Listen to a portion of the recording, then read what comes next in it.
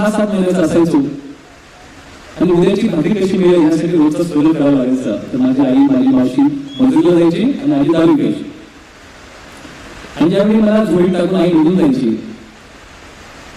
त्यावेळी मी आईच्या दुधासाठी टाळू पडायचो, रडायचो आणि त्या रडल्यामुळे येणाऱ्या ग्राहकांना त्रास व्हायचा. जे लोक दारू पिताना माहिती आपण दारू पिताना कोणी रडलं कसं वाटतं आणि ते म्हणायचे माझ्या आजीने रडणं बंद कर. त्यावेळी माझी आजी ते ग्राहक मध्ये कोणा दारूची किंमत टाकायची जेणेकरून मला झोप लागली. हे माझे लहानपणाचे बाळकडून संस्कार.